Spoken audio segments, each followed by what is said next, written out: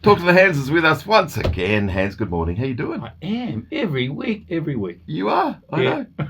Hey, now, last week we got a little distracted because I saw this little sparkling thing there and I went for it, and then it ended up becoming the chat. So we didn't talk about what you were actually planning to talk about. Yeah, so I was just applying counselling principles here. So whatever the person feels they need You to went talk with the flow. about. You followed that track. That's right. So if you're on a track and you're feeling something It strongly... doesn't take much to get me distracted either. It's like, oh, look at that. Oh, look at that. Hey. You must have been feeling it. Like, You must have been feeling it last week, so yeah, we followed it. We did. Well, thank you for entertaining me in that area. What are we talking about today? So this week I want to talk about red flags, or maybe I could say orange flags, because they're not red flags, but because once things become red flags, then it might be too late. So I'm saying that there's some amber flags, okay, orange flags in your relationship. So one of them is actually when if one or the other partner is slowly disengaging, so they're not as engaged in the relationship as they used to be. In other words, they're just sort of tuning out a bit. And if they're saying things like, yeah, well, whatever, or, yeah, no, so those sort of contemptuous words sometimes, you do what you like anyway, so just go ahead and do what you like. So those sort of throw-off lines sometimes that enter into the relationship, it means that one person has decided it's no use me engaging in this relationship because the other person is going to do what they like anyway, so I've got no say in it anymore. And they sort of just disengage a bit and they feel a bit depleted. And if you've got that going in a relationship, you need to go either see someone or have a good discussion and tell the other person that this is not working for you. But that sort of behaviour can actually lead to somebody slowly just fading out, and then they become vulnerable to meeting other people, actually, because then... So what happens, though, because if you're the person that's just kind of, disengaging from the relationship, yeah, it's generally because of certain things that have happened in the relationship where they're just gone, this isn't working for me anymore. Yeah, relationships often don't work when one person seems to get their way all the time. So they'll say, look, it's either your way or the highway, or you feel the other person's being somewhat controlling or being a bit bossy. Now, it's rarely that they're getting their way all the time, but you just feel as if though they're getting their way all the time. Because, say in a day, you're getting told to do this, this and this, and you might ask the other person to do that and that. But you feel as if though you're the one that's at the end of always doing things for the other person. It's so just really throw your hands up there and go, yeah, whatever. Here we go, yeah, whatever, yeah. But if people do that too often, what happens after a while is that they sort of lose the ability to connect with a person in a warm manner, because they just feel like this person's just difficult to live with, or sometimes we call it they're just high maintenance. Now, the thing about, in most relationships, at some point, we'll all go that our partner's high maintenance, well, at some point. And often with good relationships, those things then can be talked about. So if you feel like, yeah, well, whatever, your way or the highway, I get it. If there's a discussion about that and you can work it out and tell the other person how you feel about it, this isn't working for me, then you can actually move on. But the couples who can't talk about it, and when they do talk about it, one or the other gets defensive, or it escalates very quickly, and then you've got another, whatever then. Yeah. It's like I try to talk about it and nothing's resolved. Yeah, that's right. Yeah. Yeah.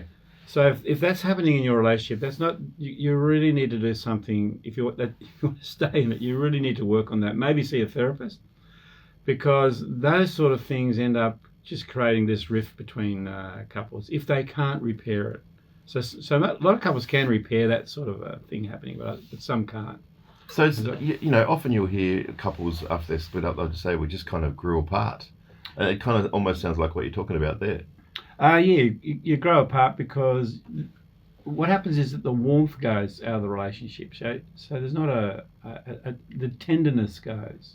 So we all like a bit of warmth and tenderness, a bit of affection and talking in a way where we just really enjoy each other's company and we like being in each other's presence, and we sort of you enjoy it. You actually look forward to it. But if you've got one person who's, and it's often someone who's anxious, if they're really anxious, because anxious people, that they need to have things done in a particular way, and then what happens if that is the constant, and the other person can't do it, and then they'll go into it's that depleted feeling you don't want in a relationship. You want a feeling of warmth and tenderness and connection. Yeah. And you can do things about that too. Like I know for my wife and I, there's not always that warmth. But then I'll go, okay, let's go on a date, or or I'll bring some flowers. You know what I mean? Like you can do things to kind of try and promote that as well. Most definitely, yep. And that's a good thing. So sometimes people who are on the anxious end, they sometimes just need to talk about it. So sometimes just ask them, look, you can say, look, darling, I get it, you're anxious, or I can see you're a bit stressed. Let's talk about it. And sometimes if they can just talk about it, and you're not going to fix them, but you just need to hear them out, that's a cathartic process. Well, you feel better just by talking about it. Yeah, just support them in that, and they'll just appreciate that you're hearing them. Because what happens is that the person who comes across as being controlling and a little bit having my way, the highway, what they see is that they'll want this, but they'll have a person, they'll read on the face of the other person that they're now annoyed. So from their perspective, I'm just asking you for support, but what I get from you in return when I'm asking you for support is your annoyance, because they'll just look annoyed. They'll pick it up on the face, because you don't feel like doing what they want, and so they'll read the annoyance and then they'll feel the annoyance, and so that slowly but surely it'll just spiral, because we read each other. That's that neuroception thing. We're very quick at reading each other's faces. We know the patterns. But you normally know, if you've got this depleted feeling, I think the depleted feeling, we sort of think, it's all a bit too hard, I don't know why I'm here, that sort of thing. Well, you got to move out of that. If you've got that, you got to work on it. You got to do something. Otherwise, you could end up... Otherwise, it's not looking good. Not looking good, because you could be going down the road of, being totally... upset about the relationship's not working, and so nip it in the bud. It's an amber flag. It's an amber flag. Turn it green, not red. Yeah, the red flag is when the one or the other says, which we looked at a couple of weeks ago, I can't do this anymore. Like I'm done. Yeah, because that's where that leads to. All right, thank you, Hans. I hope the couples can work that one out. If you've got that depleted feeling, talk to your partner about it. Yeah. All right, or someone else. Yes. Together. Together. All right. Thanks, Hans. See you next week. Yeah, pleasure. That worked okay? Yeah, I think so. I think anybody who's got that depleted feeling while they're listening to it will understand. Yeah, they'll go, that's. Is that a good word? A depleted feeling? Yeah, I think so. That word, yeah. You sort of feel a little bit hard. I know what it is because I've had it. Well, look.